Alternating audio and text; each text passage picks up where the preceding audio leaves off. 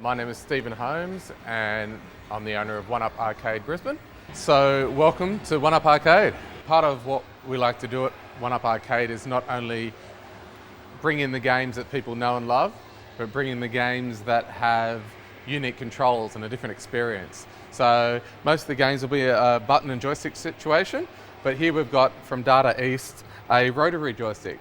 So as well as being able to run around in 8 directions, you can also rotate and shoot in up to 8 directions. So it just gives a whole different experience and a different way to play. Obviously you've got racing games and gun games that people know, but the novelty and the difference of playing a game like this is something really unique.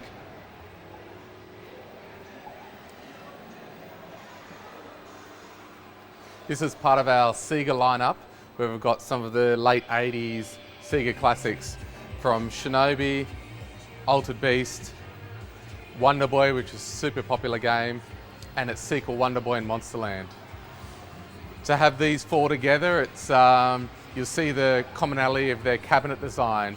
So each manufacturer would have unique designs, cabinets that they'd produce, and lining them up like this, I think, always makes for a visual spectacle as well as the games on an individual basis.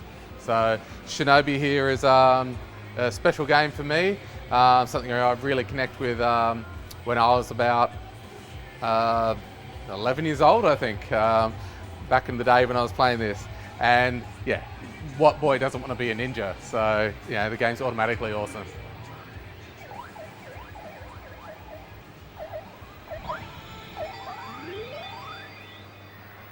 So these small cabinets were known as low boys, and they're really popular, really versatile cabinet.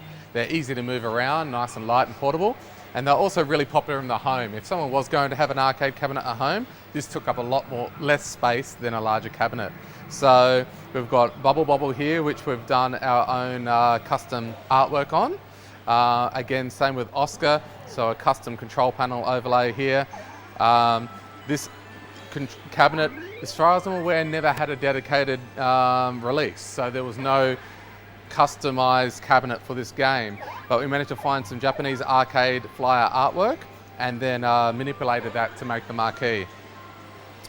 Raston, Blood Brothers, Bad Dudes, a lot of these games really resonate with a lot of people.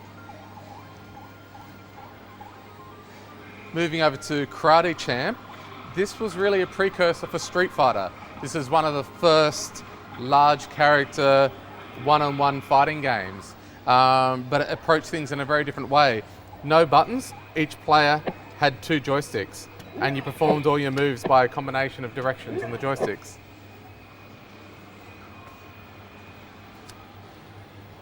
Hang On, this is an absolute Sega classic.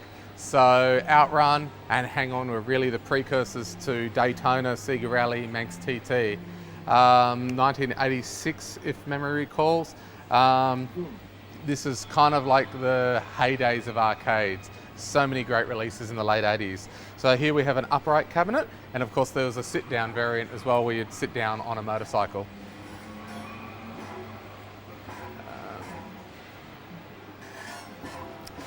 Coming through here, we have a lineup of some of our Street Fighter games, starting from Street Fighter 2, The World Warrior. So this cabinet is an Australian LAI cabinet, and this is the cabinet that was designed to house Street Fighter when it arrived in Australia. In America, their cabinet design is really quite different. They even use different joysticks. These joysticks are lovingly kind of known within Australia. They're called an MCA joystick, and they're an Australian-made product. They're since completely out of production, but for people who grow up in Australia, this is the joystick you play it on, and there's so much nostalgia and there's so much love for the style of control here. If you play Street Fighter on an American cabinet, you'll be most likely playing on a baton-style joystick. It's really springy, has a completely different feel, and quite honestly, probably a lot of players used to an MCA would struggle to play on that joystick. But we got what we got, and we got used to what was available in our domestic areas. So Street Fighter 2 was the game that really kicked off the one-on-one fighting game and completely revitalized arcades. This is at a time where arcades were waning, they were losing a bit of direction. Home consoles were starting to nudge in on their territory. the home versions of games were getting closer and better to the arcade originals. But Street Fighter completely brought people back to the arcades. One-on-one fighting meant it was better for revenue for the operators. Instead of one person putting a coin in and playing for 20 minutes, people were now versing each other. Every few minutes, someone might put another coin in for another match. It just turned arcades on their head, and it rejuvenated the industry for another 5 to 10 years. And a lot of people who aren't a fan of the fighting games will kind of criticize that time of every game was a fighting game, but it really does stand as a testament to what Street Fighter did for the industry. And of course, you've got the sequels and the variants. So this cabinet here, we've printed in-house the control panel overlay, as the one that originally came with this was quite damaged. So it's great to sort of do that restoration and bring back cabinets to their former glory. And then Street Fighter Alpha 2, Street Fighter EX2. So this is running essentially on a Sony PlayStation hardware, and it's when Street Fighter had its first foray into 3D. Funny enough, the game, I believe, was not even developed by Capcom, but developed by another company called Arica. So it was a strange move for Capcom to give their major franchise over to a third-party developer to take hold of. It's, from a player's perspective, it plays quite differently, but it still is Street Fighter, and it still is a great fighter in its own right. And then as we head towards the end of the millennium, we got to Street Fighter 3 Third Strike and Street Fighter 3 Second Impact. To many, the pinnacle of 2D animation, fluid animation and sprites, such a brilliant release. From here on in, Street Fighter and so many other games would go 3D only.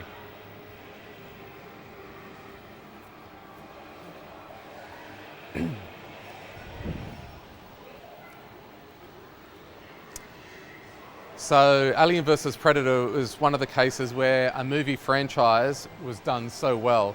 Capcom by now were masters of making side-scrolling beat-em-ups, and they followed up from Final Fight and many of their other side-scrolling brawlers with an absolutely brilliant beat-em-up, which was available as a 3-player variant, but so few cabinets ever had the 3 controls. So we made a point of engineering a new metal panel, because these wide panels had enough room, we thought, to fit the controls in, and we did all the art in-house and wired this up as a 3-player version. So it's probably one of the few places you can really play Alien vs Predator, certainly in Australia, as a 3-player, if not the only location.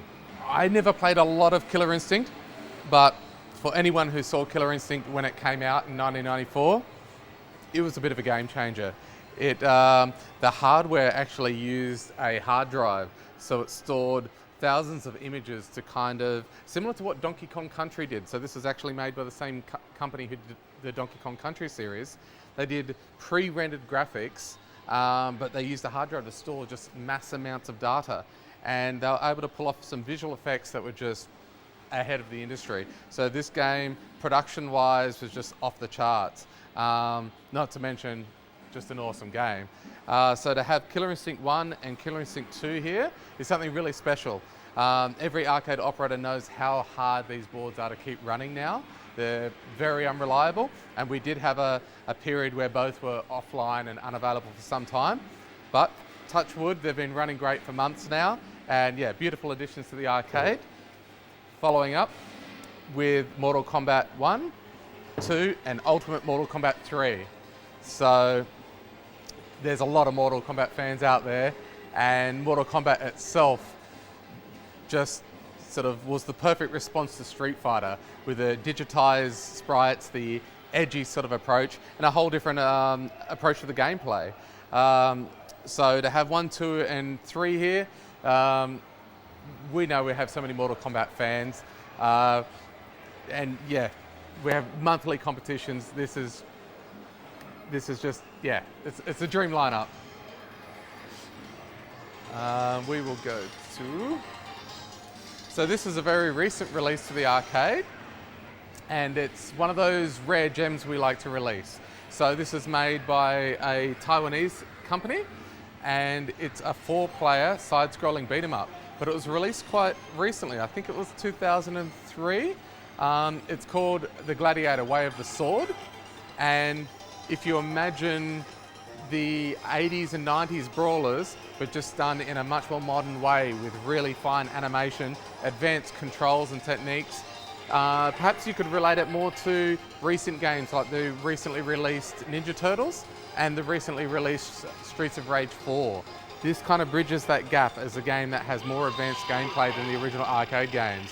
So it was a lot of work because we needed to work out how to wire 4 controllers into a largely undocumented board, but great to have in the arcade. So Captain America is another recent addition to the arcade, and it's really one of our most beautiful cabinets. So this one came from all the way down in Geelong, I believe.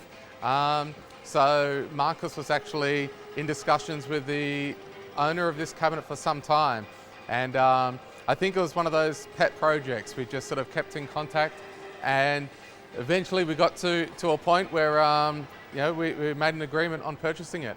And yeah, it's been beautifully restored. Outside is all new artwork, control panel, and I remember playing this game in a little fish and chip shop in the town that I lived, and I think that story is what resonates with so many people who come to the arcade. It was the little corner store, the fish and chip shop. While they were waiting for their dinner to be cooked, they'd have a 20 cent and they'd go and play a game like this. And those sorts of memories, is when someone walks in and they see this, that's what's irreplaceable. So we have our 3D racing games, our Sega games. Daytona is just insanely popular. I put it down to the fact that even when arcades started to wane in Australia, every cinema foyer still had a handful of arcade games, and they always had a Daytona. And I think that spanned that gap of where everyone stopped playing arcade games. Daytona was persistent. So we find just an incredible amount of people come in here and they get Daytona more so than almost every other game, and they want to play it. It's a staple for any arcade, and I think just about every arcade that still exists in Australia has a Daytona. But we also have Manx TT, which is the same hardware, a motorcycle game, and it has that experience of riding the motorcycles. And Sega Rally, which for me has a different play style and probably a game I enjoy more than Daytona. Great fun times there. So we covered the other Street Fighter games. This is Street Fighter 4. Street Fighter 4 kind of brought Street Fighter properly into the 3D era. And we've got 2 Link cabinets here with our large 65-inch overhead tournament display. So people can be playing here and we can have a crowd all gathered around watching the match. For me, these cabinets are very Japanese. I've been to Japan several times, and in Japan there's a different layout with arcades to here. You have your arcade cabinets in a versus situation sitting back to back. So you'll be sitting on one side and you won't know who you're playing, and you'll have a match, and sometimes you walk around the other side and you've just been beaten by a 12-year-old boy, or maybe it's a 60-year-old man. Because in arcades in Japan, people of all ages play. So it's really cool to have these cabinets sit down as the way they do it in Japan. As you'll see with our other candy cabinets, everything's all sit down. So we've got Super Street Fighter 4, Tekken 6, we've got Guilty Gear, Guilty Gear X and Guilty Gear Revision 2. Just a whole range in these Namco, and some of these are more recently Chinese produced cabinets as well, but a lot of these are original Namco cabinets. So this cabinet unfortunately is just getting a little intermittent with its working, but we heard rumour that there was a version of Quake released as an arcade prototype. So we did a little bit of digging and we found out that Quake was released and it was trialled in several arcades. But my understanding is it either never got a full release or only ended up in just a handful of venues. But we managed to find the original program code for it, and it was an unfinished game. It had menus and options and parts of the game that were just unfinished. So with a little bit of work and some modifications from Roy, who's our designer who does a lot of the artwork for One Up Arcade. He's also quite handy with the computer. And we managed to hack out the menus and the aspects of the game that were not complete and make a fully playable, ready arcade version of Quake. So this is actually running on a standard Windows PC, which unfortunately has let us down at the moment.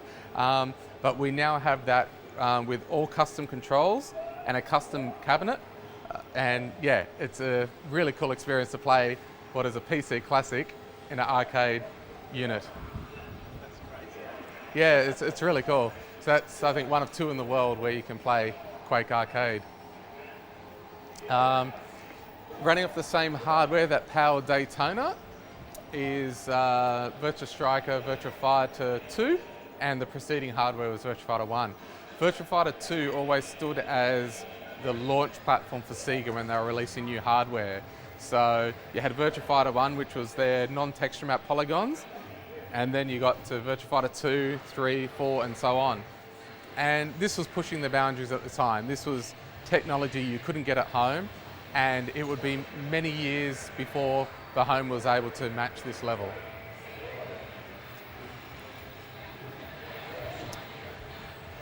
These two cabinets here are known as Sega versus City. So they're actually kind of like a Siamese twin cabinet. They share one game board, but they have two monitors either side and two sets of controls. So you actually sit playing someone on the opposite side.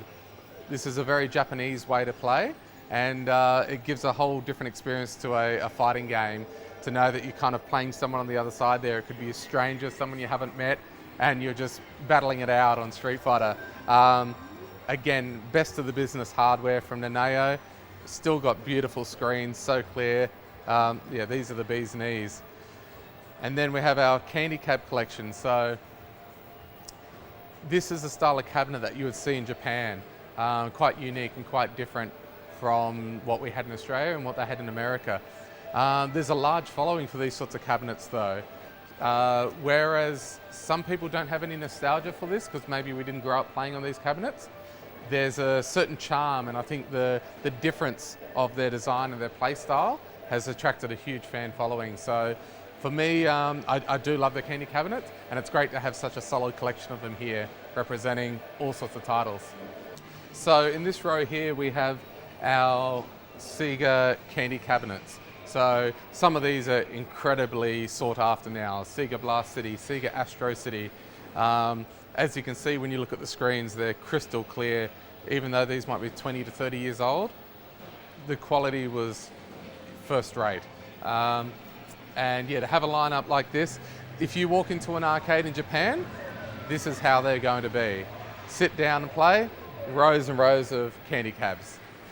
So it's something really special to be able to have here, that little slice of Japan as part of our arcade that also represents equally Australian arcades, as we have here with our Natmar holding style cabinets, and of course American arcades, which we have with some of our custom cabinets you'll see around. We've got the best part of a row here of cabinets. Many of these were made by Natmar Holdings, but there's also slight variants, and there's other companies that did, I don't know if it was copies of the design, but certainly a very similar design. But again, these cabinets arrive in all sorts of states of condition, usually not working, sometimes very neglected.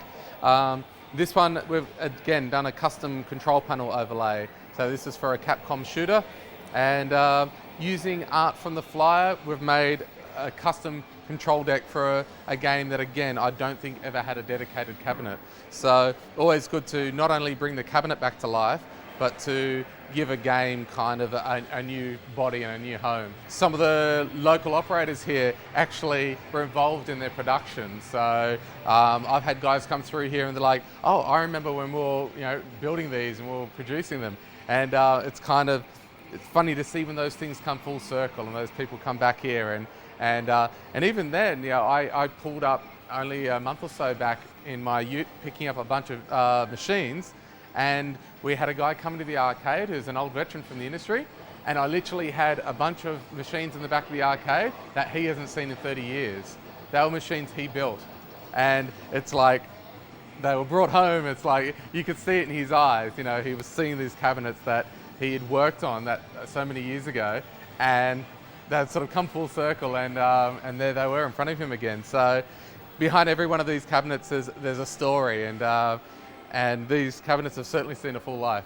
This row here gets a lot of attention from the visual of the cabinets. So we have a full row of Gottlieb Challenger cabinets all lined up, and they kind of create this Star Trek-like hallway shape. But yeah, it's a beautiful sight to see them. We have so many people that come in and they so affectionately have memories of these cabinets, but they've never seen so many lined up. So this is really kind of a warm, fuzzy spot in the arcade just to see them lined up in this way. So we've got our wall of pinballs, around 28 machines, all on free play. So having pinballs on free play is something that's quite special because they're mechanical, and the more they're played, the more they break. But free play is a big part of what we do, and yeah, we want the pinballs to be just as accessible as the arcade games. So Jason from Pinball Classic has done an amazing job with what he's presented here. We've got a 1970s right through to 1990s range of pinballs, many of which have been restored back to new condition with Playboy, Kiss and Evel Knievel. Our Evel Knievel is a absolute pristine example of the machine, and then so many classics people love. Dyna, Elvira, hugely popular. Qubit Quest is actually one of Marcus's machines, so he's on staff here, and he's a big pinball fan at home. He's got a huge collection, and he's been generous enough to bring in his own machines and put them in the arcade from time to time, so that's been incredible. Terminator 2, World Cup Soccer, Doctor Who is always a popular one, Lethal Weapon 3, Roadshow, NBA Fast Break, which is just a really different style of pinball. The whole scoring system is different, and that one gets a lot of play. Demolition Man with its variation on the controls, and a real treat is Banzai Run. So this has a vertical playfield which you shoot up into, and the ball's affected by gravity so much more, and it's just a real special machine and quite a collectible these days. Fishtails, which is hugely popular, along with Pinbot. There was, I think, 3, maybe more, available in the series, and but yeah, it's a big franchise within pinballs. And Taxi, Austin Powers, and Addams Family, which probably of all the pinballs is one of the most popular and one of the most requested. So yeah, just a huge lineup here, and there's a visual spectacle about pinballs that is just in its own. So as much as presenting original and rare and hard to find arcade games, sometimes finding the original and rare arcade cabinets is really cool. So this is an Australian built cabinet, an LAI cabinet, and to my knowledge it was sort of primarily or very often used for a game called Gyrus, where it had a circular playfield and you shot in towards the middle, and the whole dome design just enhanced that. But yeah, this is with the lights going on around the outside. This is a real museum piece, a real special piece of kit. So recently picked up, and a real proud addition to the arcade. So we've got Robotron. This is a cabinet that came in from the USA. Actually, a lot of these cabinets in this row did come from the US, so got some real unique and distinguished cabinet designs, and that's why we've put them in this opening row of the arcade. So from me, just a visual point of view, I may not have even grown up with these machines, but they're so just interesting. They're a visual spectacle. But Robotron, great game. So many people connect with this. I never got to play it in arcades growing up, but it still doesn't mean I don't enjoy it. Like, some games are just accessible and fun. So we have here from Atari, Vindicators and Zybots, and you can kind of see the fundamental of the cabinet is the same. Although Vindicator's been a dual stick tank game, it's got the little tank track base, and that's just a really quirky design of the cabinet. And then again, different controls. You've got your forward and backwards to operate your tank, and it just gives you a whole different play style. So playing this game is like nothing you can get on a home console. It just is a different experience. Same with Zybots. Zybots have a joystick which is 8-way, but then the top actually twists and it's spring loaded.